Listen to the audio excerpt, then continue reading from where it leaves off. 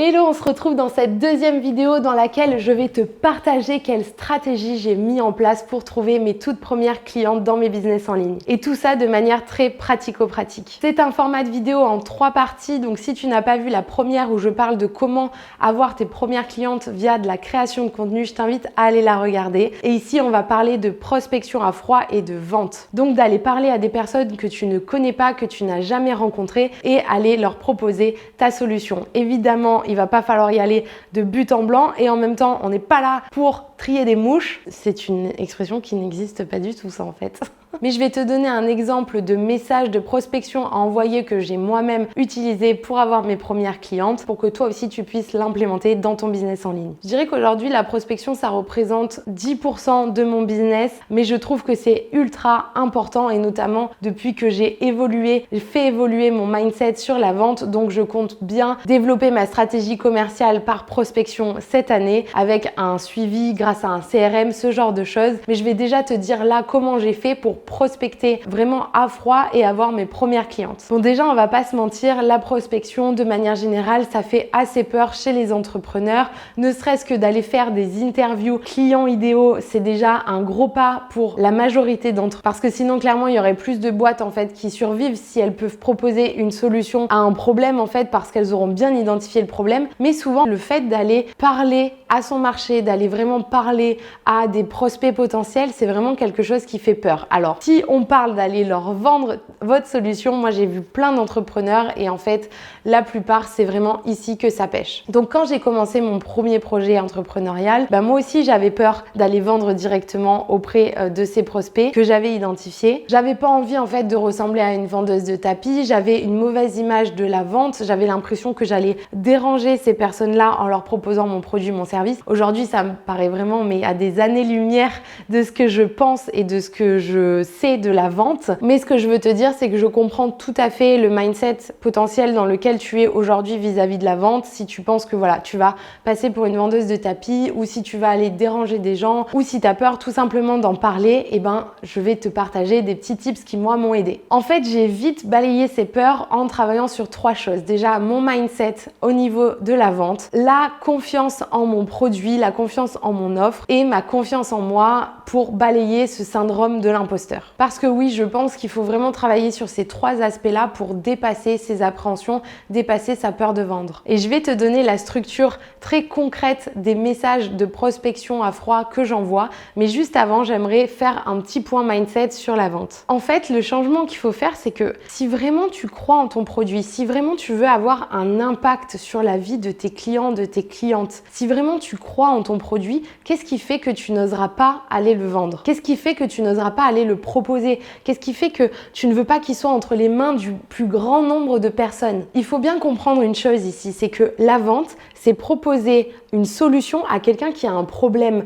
Il me semble que tu n'as jamais mis le couteau sous la gorge pour que cette personne achète ton produit, ton service. Ton prospect, ta cliente ne te fait pas une faveur en achetant chez toi. C'est plutôt elle qui devrait te remercier d'avoir mis cette solution sur le marché pour résoudre son problème. C'est toi qui rends un service en fait aux gens parce que tu leur proposes encore une fois une solution à leur problème. Tu ne les obliges pas à acheter ton produit, ton service. On peut avoir une mauvaise image en fait de la vente par rapport aux gens qui vendent un peu de la merde globalement, des choses qui font que grâce à leur discours un peu de bonimenteur, ils vont t'arnaquer. Mais en fait, ça c'est pas du tout la vente de base, ça c'est juste du charlatanisme. Mais si toi tu crois en ton produit, si tu as envie de changer la vie de tes clients, de tes clientes, si tu sais que ta solution marche, si tu sais qu'elle résout le problème auquel tu as voulu créer une solution, go for it girl. Mais pour ça, il faut que tu aies confiance en ta solution, il faut que tu aies confiance en toi, en ta capacité à pouvoir réellement aider tes clients, tes clientes. Ça qui compte. Il faut vraiment que tu crois à ta capacité à les emmener du point A au point B parce que quand ils viennent acheter chez toi, ils viennent acheter cette solution. Et si tu n'as jamais testé ta solution et que du coup tu n'es pas sûr de toi, En fait, teste, essaye avec des personnes, même gratuitement au début. D'habitude, je ne suis pas fan de cette méthode parce que s'ils ne payent pas, il peut y avoir un manque de sérieux ou un manque d'intérêt. Mais dans ces cas-là, il faut vraiment que tu sélectionnes les personnes à qui tu vas offrir ce service-là et qu'il y a un vrai intérêt en fait derrière de leur part. Et toi, ça va te permettre de rentrer dans la tête de ces prospects-là, de comprendre en fait vraiment leurs problèmes dans les détails, de comprendre quels sont leurs rêves, quels sont leurs objectifs, pourquoi ils veulent atteindre ce résultat-là. Éprouver la première version de ton produit, de ton service, ça va vraiment te permettre de moduler ton offre dans les détails pour que ça corresponde encore plus à leurs problèmes, à leurs besoins et que ta solution en fait soit parfaite pour résoudre ce problème-là. Et éprouver ton produit, ton service avec ces personnes, ça va aussi te permettre de créer du contenu de qualité. On en parlait dans la première vidéo parce que, encore une fois, avec les questions qu'ils vont te poser, les réflexions qui vont se faire, les choses qu'ils vont te demander, tu vas te dire « Ah bah ouais, bah ça, il faut que je l'aborde dans ma création de contenu. » Après, ce que tu peux faire et la méthode que je préfère, c'est de proposer un prix de lancement, c'est-à-dire un prix cassé parce que ça va être la première fois que tu testes ton produit, ton service. Donc toi, ça te permet de tester avec des vraies personnes et eux, ça leur permet de trouver une solution à leurs problèmes, mais à moindre coût. Et comme ça, vous allez pouvoir un peu co-construire cette offre. C'est le contrat que vous faites quand vous signez ensemble pour vraiment venir co-construire cette offre et qu'elle soit la plus pertinente possible pour tes futurs clients. Je te donne un exemple concret avec mon business actuel, le Mastermind Impulsion. Dedans, mes clientes ont des séances d'intelligence collective avec la méthode du co-développement. Elles ont aussi des ressources à la demande qui sont sur leur espace personnel. Donc par exemple, si il y en a une qui a justement des problèmes avec la vente et qu'elles ont besoin d'un script de vente pour faire des rendez-vous, je vais leur fournir un script. Donc ça, par exemple, c'est ce qui est fourni dans le Mastermind. Et ce dont je me suis rendu compte, c'est qu'il y avait aussi besoin d'un suivi individuel avec mes clientes et avec notamment des suivis stratégiques tous les trimestres. Et donc, c'est ce que j'ai ajouté dans ma formule du Mastermind aujourd'hui. Et ça, j'aurais pu y penser en amont, mais ça a été encore plus bénéfique de le co-construire avec elles et de pouvoir vraiment créer une offre qui répond à 100% à leurs besoins. Tu sais, si tu crées une entreprise, c'est pour pouvoir aider des gens. Donc, t'es pas là pour t'excuser d'être ici. Si tu as créé ta boîte, c'est parce que tu veux plus de liberté au niveau pro et perso. Donc, il va falloir se sortir les doigts. Il va falloir que tu oses aller vendre ton produit, ton service, encore une fois, si tu l'as créé et que tu es sûr qu'il peut répondre à un problème, qui peut permettre à des clients, à tes clients d'atteindre un résultat, il faut que tu aies confiance en toi, il faut au moins que tu aies confiance en ta solution et que tu puisses aller la proposer parce que c'est comme ça que tu feras du chiffre d'affaires et c'est comme ça que tu vas pouvoir avoir encore plus d'impact avec ton business. Et si tu me dis oui, mais il y a d'autres personnes qui font la même chose que moi, on s'en fout et c'est encore mieux. Ça veut dire qu'il y a un marché, ça veut dire qu'il y a déjà des gens aujourd'hui qui achètent ce produit, ce service, ça veut dire qu'il y a des gens qui ont ce problème à résoudre. Donc, s'il y a un problème, il y a des solutions.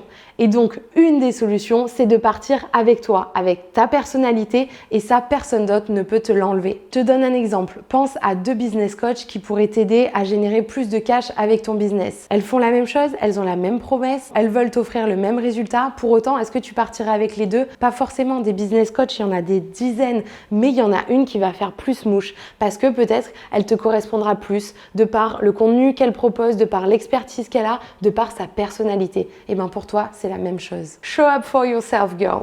Ok, maintenant je te donne un exemple de message que tu peux utiliser pour faire de la prospection sur LinkedIn ou sur Instagram par exemple. Je vais te donner un exemple concret et avant j'aimerais te parler de la structure. Comment se structure ce message-là? Déjà, il faut que tu t'intéresses à la personne. Il faut vraiment que tu t'intéresses à qui elle est.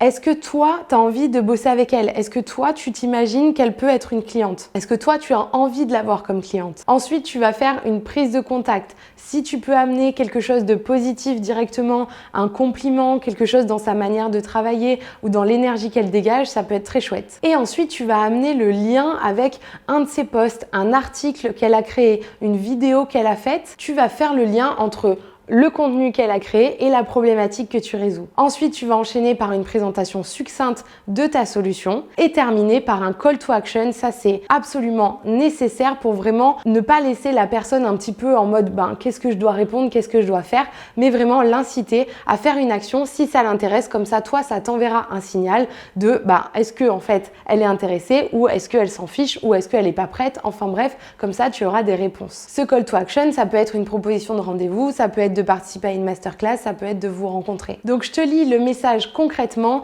que tu peux faire pour prospecter. Hello Marie, je viens de découvrir ton compte et franchement j'adore ton énergie. J'ai vu ton post sur pourquoi tu accompagnes les solopreneurs et ça m'a beaucoup parlé. Et notamment le fait que tu mettes en avant le fait de s'entourer pour vraiment propulser son business et réussir à relever tous les challenges de l'entrepreneuriat. J'ai créé un mastermind 100% dédié aux femmes entrepreneurs qui ont des business en ligne pour qu'elles puissent justement être entourées et s'entraider pendant un an sur leur business. Est-ce que ça te dirait de prendre un rendez-vous pour en discuter? Et voilà, c'est tout en fait. Et ensuite, si la réponse était positive et que la personne prenait rendez-vous, j'enchaînais avec mon rendez-vous de vente pour convertir mes prospects en clientes. Toi, évidemment, tu n'es pas du tout obligé de faire des rendez-vous de vente. Moi, je fais ça parce que le mastermind est un accompagnement premium et donc je préfère vraiment faire des rendez-vous avec la personne en visio parce que moi-même je sélectionne en fait les personnes qui peuvent rentrer dans la promo étant donné que je n'ai que 6 places par promotion. Mais si ça t'intéresse que je t'explique comment je prépare mes rendez-vous de vente, quel est mon script en fait que j'utilise pour faire mes rendez-vous et que je te donne un peu plus de détails sur ça, dis-le moi en commentaire et j'en ferai une vidéo. Ok, maintenant je t'invite à passer à la 3e vidéo de ce volet en 3 parties pour connaître la stratégie que j'ai utilisée vraiment pour avoir mes toutes premières clientes dans mon premier business. Donc je te laisse cliquer juste là pour aller voir la 3e vidéo. Maintenant, t'as plus d'excuses. You go girl, je te dis à tout de suite dans la 3e vidéo.